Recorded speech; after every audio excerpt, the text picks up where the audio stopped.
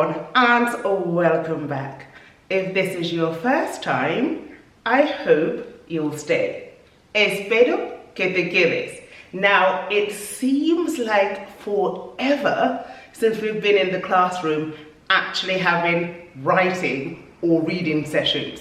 It's been a summer, lucky you, I think, of just interviews, and I think that's marvelous because it means you've been working your listening skills. Hopefully, you've gone back to class, you've gone back to school with your ear a lot sharper. I hope you understand a lot more spoken Spanish than you did last year. Okay? That being said, this is our first lesson back using the blackboard. So today we're looking at abbreviations of plural words in Spanish, plural nouns in Spanish. Now this is very important. Why is it important? You're going to be reading and writing a lot, and these abbreviations will come up. Now, it might be easy to recognize them, but would you know how to write them if you had to?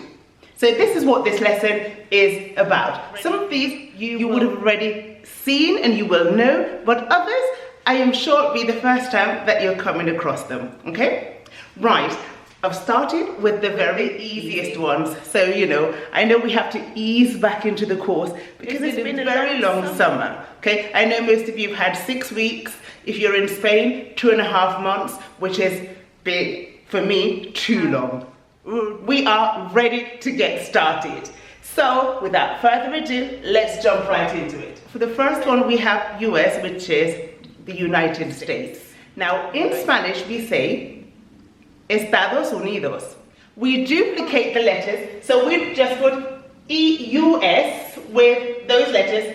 In Spanish, you would put capital E, a point, and capital U, capital E. Okay, so we duplicate it to show that they are plural nouns. Okay, so don't forget that. Los Estados Unidos. That's the way we would put it. Double E and W.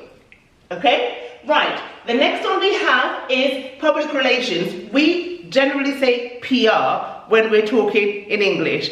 Yeah, where we've hired a PR firm to do all of our marketing stuff.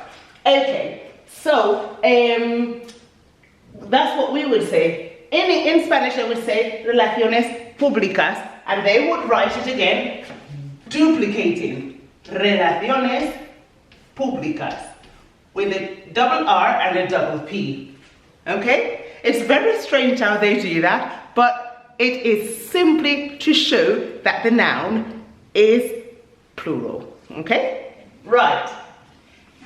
HR, human resources for us.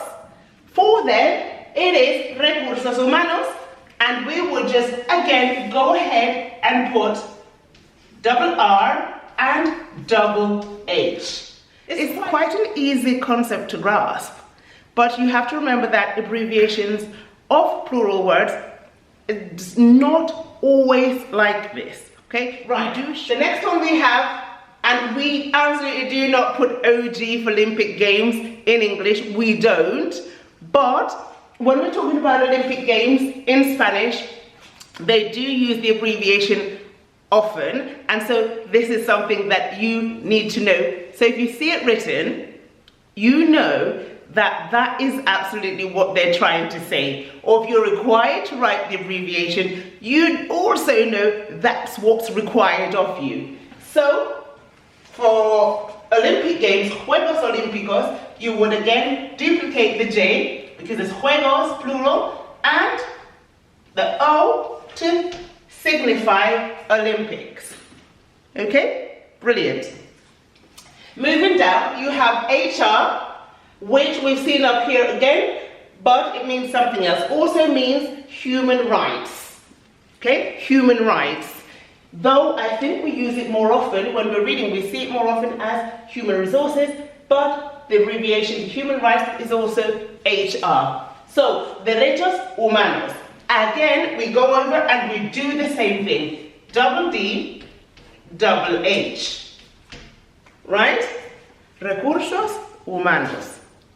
Why do we need to know these things? Well, if you didn't know it yesterday, it is good to learn it today. You might not need it this year, but you might the following year.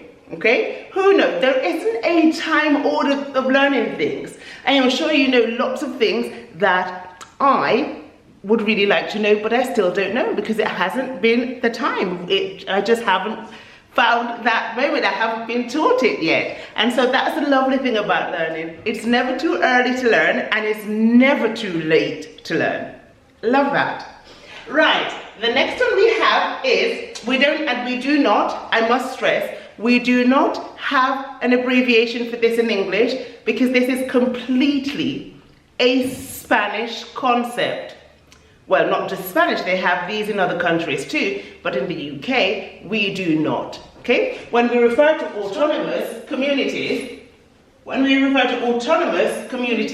we would just spell it out. We would just say the two words, autonomous communities. But in Spanish, because Spain is divided into different autonomous communities, they actually have the abbreviation for it, which is CC, autonomous communities, AA. Okay, so if you see double C, double A, you know it means comunidades autónomas. Okay, remember, la comunidad, las comunidades. So, comunidades, CC, AA, autónomas. Okay? Do you know las comunidades autónomas en España? Do you know them? That's a question for you. How many autonomous communities are there in Spain? Do you know that? If you do, leave it down below. ¿Cuántas comunidades autónomas existen en España hoy en día? Let me know, let me know. The first one gets a prize. Okay, moving on. Again, we do not have this abbreviation. For the next expression, okay? Neighborhood associations. Now, where I live, there is a residents association, right? It's a small place, and so this does exist, but we do not have an abbreviation for that. Because if you were to break it down and put NA, in English, NA means not applicable, okay? So we don't want to put NA in English. But in Spanish, they do have that. Asociaciones de vecinos would be AAVV. Okay? Asociaciones de vecinos. Okay? Right. Next one, DB, databases. In Spanish, we would say bases de datos. And once more, we would do the same. We would put BB, DD. Okay? Bases de datos. So we would put bases de datos for that one. Okay? So you can see the pattern. Okay? So it's just, this one's a very easy one for you. Now, imagine you go and see the king and the queen, okay? Both, you're referring to both. Your Majesty. In plural, your majesties. In Spanish, in English we just put YM. Imagine if you're writing it, you write YM for abbreviation. In Spanish, sus majestades becomes SSMM.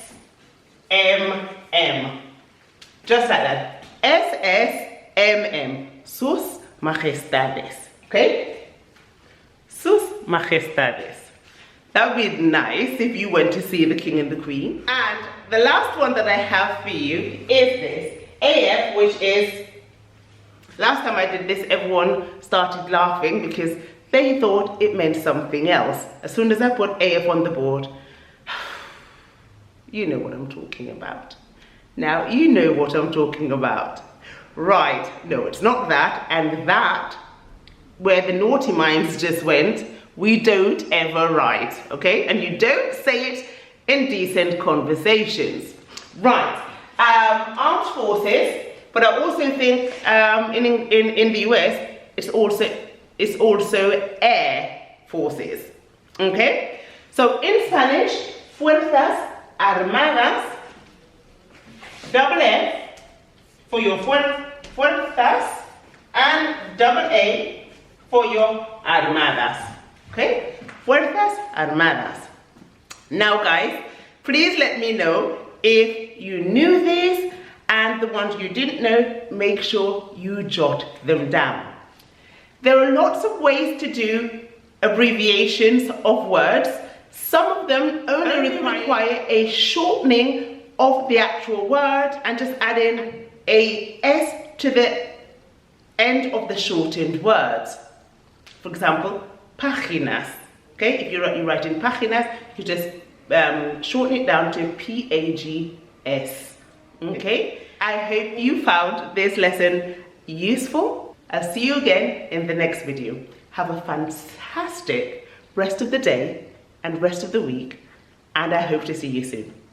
And please do not forget to subscribe down below. Until next time, bye guys.